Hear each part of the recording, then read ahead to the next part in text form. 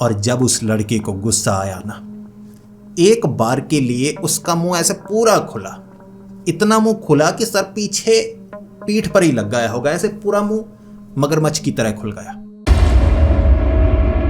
दोस्तों, गुटखा खाने वाले बड़े ही अजीब होते हैं। भले ही उन्हें जितना भी कहो कि गुटखा खाने से उन्हें नुकसान हो सकता है, लेकिन वो मानने को तैयार ही नहीं होते।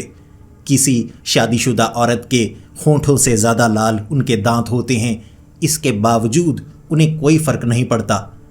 लेकिन फ़र्क तब पड़ता है जब उनका सामना किसी ऐसे भूत से हो जाए जिसे गुटखा नापसंद हो। भले ही ये गुटखा खाने वाले स्टेशन को नहीं छोड़ते, बस स्टैंड को नहीं छोड़ते, और पुलिस वाले भी उन्हें समझाने की जितनी भी कोशिश करें, वो बिना इज्जत के होते हुए भी इसे छोड़ना पसंद नहीं करते। लेकिन आज जो कहानी मैं आपको सुनाने वाला हूँ वो इतनी खौफनाक और डरावनी है, आप में से अगर कोई गुटखा खाता है, सच नीचे कमेंट्स में बता देना। अगर कोई गुटखा खाता है वो गुटखा खाना छोड़ देगा। दोस्तों, ये कहानी है बेहद ही खौफनाक और डरावनी। मेरा यकीन कीजिए आपको भी अंदर तक डर लगेगा। तो हेडफोन लगा लीजिए, कमरे की लाइट्स ऑफ कर लीजिए, क्योंकि ये वक्त हो रहा है डरने का। तो ये कहानी है उत्तर प्रदेश के रहने वाले मुकेश जी की। उन्हें सब मुकेश मिस्त्री कहते हैं क्योंकि वो मिस्त्री का काम करते हैं। मिस्त्री यानी कि घर बनाने में जो मजदूर से ऊपर वाले रैंक का आदमी होता है उसे मिस्त्री कहा जाता है। और वो बड़े अड़ियल मिस्त्री हैं, यानी उन्हें अपना काम तो अच्छे से आता है, लेकिन गुटखा खाने का जो उनका शौक था उसके सामने कोई बात नहीं कर सकता था। काम करते करते 10 से 12 पैकेट गुटखे के वो खा जाया करते थे। भले ही कई लोगों ने उन्हें कहा था कि इससे तुम्हारे शरीर को नुकसान हो सकता है, तो सामने से जो मुकेश थे वो ये जवाब दिया करते थे, मुझे ये बताओ कौन सा वो इंसान है जिसने गुटखा नहीं खाया और अब तक जिंदा है। गुटखा खाने वाले भी मरेंगे, साधारण लोग भी मरेंगे, तो मुझे मौत से डर नहीं लगता। भले ही मुकेश जी के दांत इतने ज़्यादा लाल थे, इतने ज़्यादा लाल थे कि उनके पूरे शरीर में उतना खून नहीं होगा जितना लाल रंग उनके दांतों पर लगा हुआ था, लेकिन उन्हें कोई फ़र्क नहीं पड़ता था। वो मिस्त्री का काम किया करते और लगन में काम करते, बिल्कुल अच्छा काम, और ज़्यादातर वो घर में नहीं रहते। उनके पास एक ठेकेदार था जो उन्हें काम दिया करता था, और वो जो ठेकेदार था वो खुद कोई काम नहीं करता था, लेकिन ऐसे ही कई मजदूर मिस्त्री से उसने बात की होती, कोई प्रोजेक्ट उसे नया मिला होता, जैसे कि कहीं डी मार्ट खुलना है या कुछ और खुलना है, वहाँ पर मजदूरों की ज़रूरत है। तो ऐसे छोटे मोटे प्रोजेक्ट्स भी जो मुकेश था वो ले लिया करता था उस ठेकेदार से। और इस बार भी उत्तर प्रदेश के शहर के पास एक ज़मीन पर एक जनरल स्टोर बनने वाला था। 3 से 4 मिस्त्री थे, 20 से 22 मजदूर थे, वहीं पर रहने वाले थे। ठेकेदार ने वहां पर टेंट लगाकर रहने का इंतज़ाम कर दिया था, कुछ टीन वाले छोटे घर का निर्माण कर दिया गया था, और जो मुकेश मिस्त्री था उसे भी अब वहीं पर रहना था। और मुकेश हमेशा आज़ादी महसूस करना अच्छा समझता था। घर में जो मुकेश के पिता थे ना, उसके गुटखा खाने से बहुत ज़्यादा परेशान थे, क्योंकि उन्हें घर में रंग करवाने की ज़रूरत नहीं पड़ती, दीवारें लाल होती, वो मुकेश कर दिया करता था। मानता ही नहीं, रात के वक्त भी गुटखा 2-3 पैकेट मुंह में डालकर सो जाता, और सुबह तक खुद ही दीवारों पर पिचकारियाँ पड़ी होती। अब गुटखा खाने वाले ऐसे ही होते हैं। तो ऐसा था, तो उसके पिता गुस्से में रहते, तो मुकेश हर बार घर में लड़ाई करके घर से दूर चला जाता, और ऐसे यहाँ प्रोजेक्ट के लिए वो काम कर रहा था। भले ही वो बहुत अकड़ू था, एक इंसान से वो डरता था, ठेकेदार से। ठेकेदार अगर देख लेना उसके मुंह में गुटखा है, वो कहता तू फिर से थूकेगा। यहाँ कहाँ थूकेगा, किसी के पैर के ऊपर थूक देगा। और मुकेश कहता जी नहीं, गुटखा छोड़ दिया मैंने। लाल लाल दांत, कोई भी पहचान सकता है कि गुटखा उसने छोड़ा नहीं है, झूठ बोल रहा है। कोई शिकायत लगा भी नहीं सकता था, हर कोई कहता जी नहीं खाता ये, क्योंकि बाद में मुकेश लड़ाई झगड़ा करता, कई बार उठा उठाकर ईंटें मार दिया करता था। और इस बार भी यहाँ अब उसे रहना पड़ रहा था। बात 1-2 रातों की है। दिन के वक्त वो काम करते, रात के वक्त वहाँ टेंट में अपना अपना रहने के लिए वो चले जाते, खाना बनाते। और जो मुकेश था ना, काम करते वक्त अब ठेकेदार ज़्यादातर उनके सर पर बैठा रहता, तो उसे तलब लगी होती कि गुटखे के 3-4 पैकेट में मुंह में डाल लूं और ज़बान केसरी कर दूं।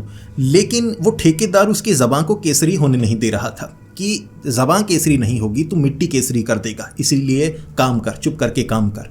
तो वो काम करता और शाम के वक्त अपनी तलब को मिटाने के लिए जब ठेकेदार वहाँ से चला जाता, अपने टेंट से बाहर निकलता, 5-6 पैकेट मुंह में डालता, मुंह ऐसे फूल जाता और पिचकारियाँ मारता हुआ, होली नहीं थी लेकिन फिर भी पिचकारी मारता हुआ जगह जगह उसने लाल लाल निशान बनाए होते।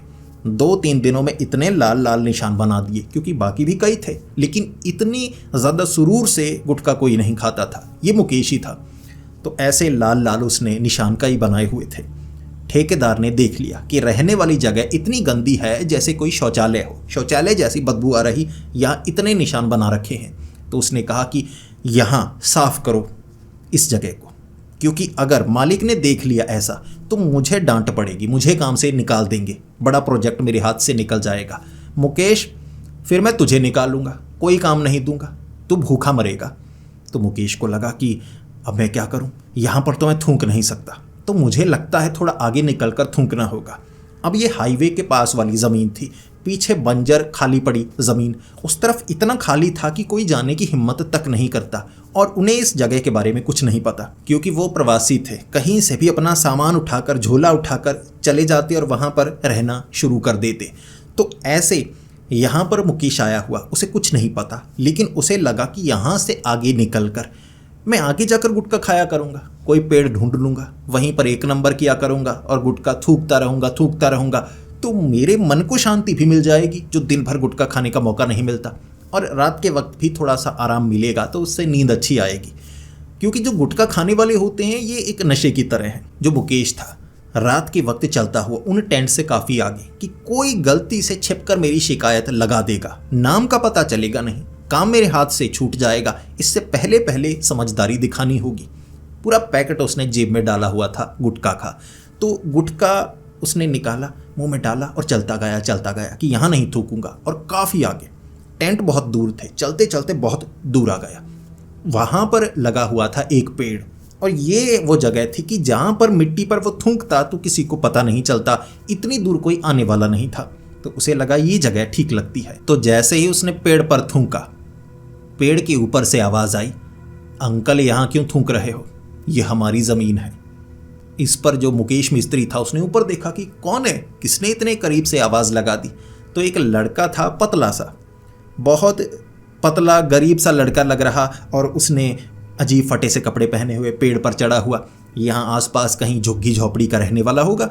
तो मुकेश को लगा कि ये यहाँ चढ़कर मुझे क्यों कह रहा है। तो मुकेश ने कहा, अरे क्या हुआ, तेरे ऊपर फूंका मैंने। तो उस लड़के ने कहा, जी ये हमारी ज़मीन है, आप यहाँ पर मत थूकिए और कहीं और पर ये जाकर करिए, हमें ये सब पसंद नहीं, बीड़ी गुटखा तंबाकू हमें पसंद नहीं। इस पर जो मुकेश था वो कहने लगा, पसंद तो मुझे भी नहीं है, लेकिन मुझे इसका इस्तेमाल करना पड़ता है और मेरे जो साथ होता है उसे भी देखना पड़ता है, मैं तो यहीं पर थूकूंगा। तब उस लड़के ने कहा, जी चले जाइए, हमें अच्छा नहीं लग रहा, इससे पहले कि मेरे पिता आ जाएं, मेरे पिता बहुत ज़्यादा गुस्सैल हैं।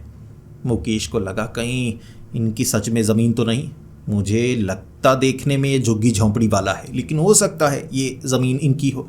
तो थोड़ा थूकने के बाद जो मुकेश था वहाँ से निकला, फिर आगे इधर उधर देखने लगा कि कहाँ पर थूकूं, और गलती से चलता चलता थोड़ा एक तरफ निकल गया, वहाँ कुछ घर बने हुए थे और जहाँ घर हैं वहाँ कुत्ते भी होंगे, तो वहाँ थूकने लगा। अकेला मुकेश देखकर 5-7 कुत्ते भौंकते हुए इस तरफ आने लगे। मुकेश को अब वो जो पैकेट मुंह में था उसे चबाना था, उससे पहले पहले थूकना पड़ा, भागना पड़ा, पता नहीं क्या सोचकर, लेकिन किसी तरह से वो बचा। फिर उसके दिमाग में कि कुत्तों ने सारा नशा उतार कर रख दिया, अच्छे से गुटखा खाने भी नहीं दिया, और वहाँ वो लड़का परेशान कर रहा था। फिर उस रात वो टेंट में आ गया। उसके बाद उसे ऐसी तलब लगी हुई, वो समझ नहीं पा रहा करे तो क्या करे, क्योंकि बिना गुटखा खाए उसे नींद नहीं आती थी, तो अब भी उसे नींद नहीं आ रही, तो तलब बार बार लगे जा रही। वक्त होगा आधी रात का 12 बजे। उसे लगा मुझे गुटखा खाना है, लेकिन यहाँ नहीं खा सकता, मजबूरी है, आगे मैं जाऊँगा नहीं, आधी रात को तो कुत्ते खा जाएंगे मुझे, वहाँ खा कर ना फेंक देंगे मेरी लाश को, उस तरफ नहीं जाऊँगा, इस तरफ जाऊँगा। एक ही जगह बची, वो पेड़ के पास, उससे ज़्यादा आगे भी नहीं निकलूँगा, क्योंकि आगे ज़मीन मुझे बहुत ऐसी ही लगती है। तो चलता चलता जो मुकेश था पेड़ के पास पहुँचा, देखने लगा इधर उधर, ऊपर कोई नहीं है, चांद की रोशनी में साफ नज़र आ रहा था। तो उसने जेब से गुटखे का पैकेट निकाला, 1 2 3 4, मुंह ठूंस लिया गुटके से, फिर चबाने लगा। मजे से बैठा हुआ गाना गुनगुनाने लगा। जैसे ही उसने एक तरफ थूका, एक आवाज आई उस लड़के की, जी आप फिर से आ गए। मैंने आपको कहा ये हमारी जमीन है, यहां पर मत थूकिए। ये आवाज सुनते ही जो मुकेश था डर गया। अब मुंह से गुटका निकलकर नीचे गिर गया। रात के वक्त, आधी रात का ये वक्त है, पेड़ के नीचे बैठा है। भले ही कहानियां भूतिया उसने भी सुनी हुई थी, भूत प्रेत ऐसे पेड़ के आसपास कभी कभी नजर आ जाते हैं। आधी रात के वक्त उनके नजर आने के चांस ज्यादा होते हैं, लेकिन ऐसे अचानक आवाज आ गई तो वो घबरा गया। भाई गुटका गिर गया, नुकसान हो गया, तो वो थोड़े गुस्से में भी। वही लड़का चलता हुआ पास आ रहा और पास आकर उसने कहा, जी आप हमारी ज़मीन को खराब कर रहे हैं। यहाँ पर मैंने आपको बताया, वो बड़े प्यार से कह रहा कि मैंने आपको बताया जी, यहाँ गुटखा मत खाइए, सिगरेट, बीड़ी, तंबाकू इसका हम सेवन नहीं करने देते। इस ज़मीन को हम पवित्र रखते हैं। इस पर मुकेश कहने लगा, देखो भाई, मेरे पास और कोई जगह तो है नहीं। मैं गुटखा खाऊंगा तो यहीं पर खाऊंगा। बीड़ी सिगरेट मैं पीता नहीं, गुटखा खाता हूँ, दबा कर खाता हूँ। अब गुटखा खाया है तो निगलूंगा थोड़े ना, थूकूंगा। और वैसे भी थूकना यहाँ कौन सा मना है, बंजर ज़मीन है। तो झूठ बोलता है, ये तेरी ज़मीन नहीं है। उस लड़के ने कहा, जी ये हमारी ज़मीन है, कब से हम यहीं पर रहते हैं और मेरे पिताजी आ जाएंगे। अगर वो आ गए, उन्होंने आपको ऐसा करता हुआ देखा तो वो गुस्सा होंगे। तो मुकेश ने कह दिया, गुस्सा होते हैं तो हो, मुझे कोई फ़र्क नहीं पड़ता। देख लड़के, चला जा, इससे पहले कि मैं तुझे पीटूं। चला जा, मुझे परेशान मत कर। वो लड़का कहने लगा, जी मैं आपको परेशान नहीं कर रहा, बस आप गुटखा यहाँ पर मत खाइए, मेरे पिताजी को ये सब पसंद नहीं है। मुकेश ने कहा, पसंद हो ना हो, भाड़ में जा, भाग जा यहाँ से। इसके बाद वो लड़का वहाँ से चला गया। फिर कुछ समय तक जो मुकेश था वहाँ पर गुटखा खाता रहा और फिर एक भारी आवाज़ आई, तुम्हें मेरे बेटे ने कुछ कहा था, तुमने माना नहीं। अब भारी आवाज़ आई है तो मुकेश को लगा कि ये वो लड़का नहीं है, कोई और आया है, देखूं तो ज़रा। जैसे ही मुकेश उठा, मुकेश ने पीछे मुड़कर देखा। अब पीछे कोई आदमी नहीं था, वही लड़का था। उस लड़के ने भारी आवाज़ में कहा, शायद इसी ने बोला होगा। मुकेश कहने लगा, ओ तू फिर से आ गया, भारी आवाज़ निकालकर मुझे डराने की कोशिश कर रहा है, चला जा यहाँ से, मैं नहीं जाने वाला। अब वो लड़का भारी आवाज़ में कह रहा, मैं वो लड़का नहीं हूँ, मैं उसका बाप हूँ। ये जगह पवित्र है, यहाँ पर बीड़ी, सिगरेट, तंबाकू, गुटखा इसका हम सेवन नहीं करने देते। इस पर जो मुकेश था वो कहने लगा, अच्छा तुम उसके बाप हो, लगते तो उससे भी कम उम्र के हो और तुम्हारा चेहरा भी बिल्कुल वैसा ही है। अबे तू वही लड़का है, देख तू भारी आवाज़ निकाल सकता है, मुझे पता है, परेशान मत कर, इस बार पकड़कर मैं पीट दूंगा, तू मुझे परेशान कर रहा है, थोड़ी देर में मैं चला जाऊंगा। ये बोला था अब मुकेश ने और साथ में थूका। फिर सामने से वो लड़का बोला, बार बार तुम थूके जा रहे हो, थूके जा रहे हो, लगता है तुम्हें सबक सिखाना होगा। इस पर मुकेश ने कह दिया, मैं तो थूकूंगा, यहीं पर गुटखा खाऊंगा, तू कर ले जो कर सकता है। अब मुकेश को ये नहीं कहना चाहिए था कि तू कर ले जो कर सकता है।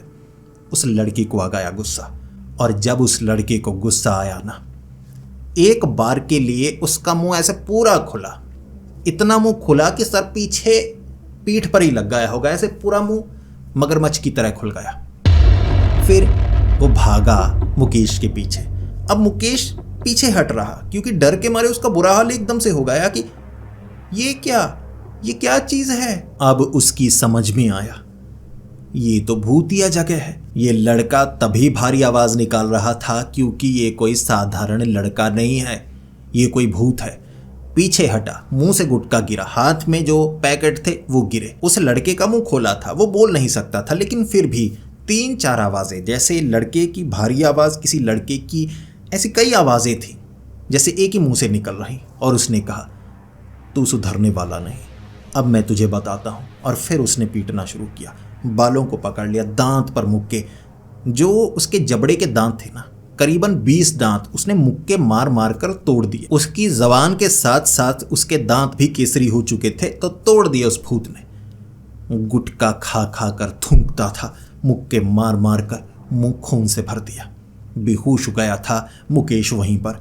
उसके साथ बेहोश होने के बाद क्या क्या हुआ उसे नहीं पता, लेकिन उसके शरीर के कपड़ों को फाड़ा गया था, मांस को काफ़ी जगह से उधेड़ा गया था, दांत तो तोड़ दिए गए थे, बाल भी खींचे गए थे। दर्द इतना हुआ, दर्द के मारे वो बेहोश हुआ था।